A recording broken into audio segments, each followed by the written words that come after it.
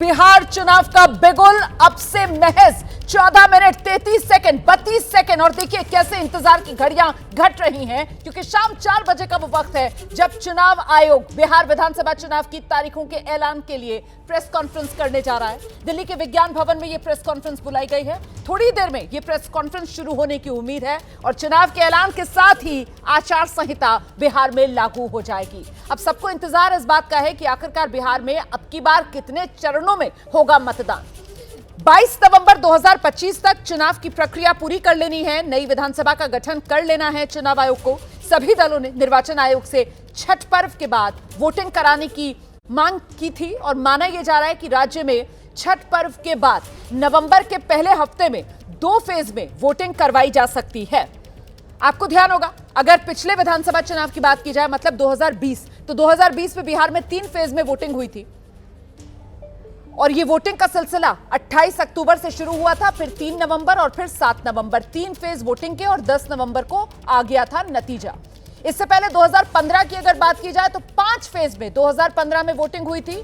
यह सिलसिला 12 अक्टूबर से 5 नवंबर तक चला था। 8 नवंबर को तब नतीजे आए थे और अगर उससे पहले आप जाएंगे 2010 में तो तब तो 6 चरणों में बिहार में मतदान हुआ था। देखिए जब से बिहार और झारखंड दोनों अलग हुए हैं तब से अब तक कभी भी बिहार में 3 चरणों से कम मतदान नहीं हुआ है। तो अगर इस बार जैसा कि अंदाजा लगाया जा रहा है, आंकलन किया जा रहा है कि चुनाव आयोग 2 चरणों में बिहार में वोटिंग करवाएगा तो यह भी अपने आप में एक नजीर होगी।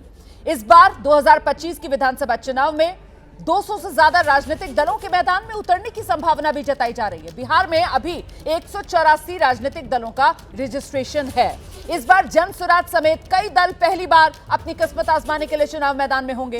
हालांकि प्रशांत किशोर की जन स्वराज बिहार में पहले लोकसभा और विधानसभा का उपचुनाव लड़ चुकी है। इसके अलावा तेज प्रताप यादव ने राष्ट्रीय जनता दल अपने पिता लालू प्रसाद यादव की पार्टी से अलग होकर अपना दल जनशक्ति जनता दल बना लिया है। चंद्रशेखर आजाद की आजाद समाज पार्टी भी बिहार में चुनाव लड़ने की कमर कस चुकी है और आज तारीखों के ऐलान के साथ ही बिहार के चुनाव का शंखनाद हो जाएगा। बिगुल बजने वाला है बिहार विधानसभा चुनाव का। हम सीधे आपको लेकर चलेंगे। हमारे साथ इस वक्त हमारे सहयोगी अंकित गुप्ता मौजूद हैं विज्ञान भवन, जहां पर अब से कुछ ही देर बाद चुनाव आयोग की प्रेस कॉन्फ्रेंस होने वाली है और साथ ही आप देख रहे हैं बिहार आरजेडी ऑफिस से हमारे सहयोगी शशांक हमारे साथ मौजूद हैं। मैं अपने सहयोगियों का रुख करूं उससे पहले एक बड़ी खबर आपको बता देते हैं। बिहार चुनाव की तारीखों से जुड़ी बड़ी खबर आ रही है। बिहार में 2 चरणों में ही विधानसभा के चुनाव होंगे, ऐसी संभावना जताई जा रही है। नवंबर के पहले हफ्ते में दोनों चरणों का मतदान हो सकता है और फिर नवंबर के दूसरे हफ्ते तक नतीजे सामने आ सकते हैं, मतलब वो मतगणना वाली तारीख। और 15 नवंबर से पहले माना जा रहा है कि पूरी चुनावी प्रक्रिया मुकम्मल बिहार में करवाई जा सकती है। सीधे आपको लेकर चलेंगे। अंकित इस वक्त हमारे साथ मौजूद हैं। अंकित, जो मैं जानकारी अभी दर्शकों को दे रही थी कि 2015 में 5 फेज में वोट पड़े थे, 2010 की अगर बात की जाए तब तो 6 फेज में वोटिंग हुई थी और अभी तक जब से बिहार झारखंड अलग हुए हैं कभी भी 3 फेज से कम में तो वोटिंग हुई नहीं। कयास लग रहा है इस बार वो नजीर बनने जा रही है। 2 फेज में इस बार बिहार में वोटिंग हो सकती है। अंकित गुप्ता, बिल्कुल हमारा इस वक्त बड़ी खबर यही जानकारी हमको मिल रही है कि इस बार बिहार में पहली बार, जिस बात का आपने जिक्र किया ना कि इससे पहले कभी 3 चरण से कम में चुनाव हुआ नहीं है, लेकिन इस बार 2 चरण में ही चुनाव होगा। मेरे पास अभी तक की यही जानकारी है। हालांकि कुछ देर बाद, अब से करीबन 12-13 मिनट बाद जो है मुख्य चुनाव आयुक्त यहां पर आएंगे, आधिकारिक तौर पर जानकारी देंगे, तस्वीर साफ हो जाएगी। चरणों में ही बार चुनाव होगा। और दूसरी महत्वपूर्ण 2 और तारीखों बताना चाहूंगा।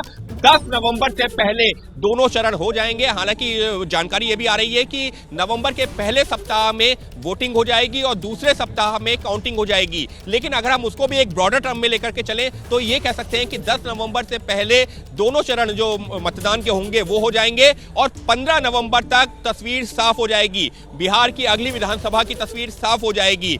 एक और जानकारी ऐड करना चाहूंगा क्योंकि जो प्रेस कॉन्फ्रेंस होने वाली है जुड़ा जो कि मुख्य पर देंगे। देखिए, जो ये चुनावी प्रक्रिया है, जो चुनावों की तारीखों का ऐलान होगा, जो चुनाव संपन्न करवाए जाएंगे, 5 लाख से अधिक चुनाव मैदान जो अधिकारी होंगे, चुनावी प्रक्रिया में शामिल होंगे। 5 लाख से अधिक वो ऐसे अधिकारी शामिल होंगे जो चुनावी प्रक्रिया को संपन्न करवाएंगे। 90,000 से ज्यादा पोलिंग बूथ होंगे। ये पोलिंग बूथ की संख्या पिछली बार से बढ़ी है। उसकी वजह क्या है? उसकी वजह ये है, वोटर्स हैं 1415 होते थे, लेकिन अब किसी भी पोलिंग बूथ पर 1200 से ज्यादा वोटर नहीं होंगे।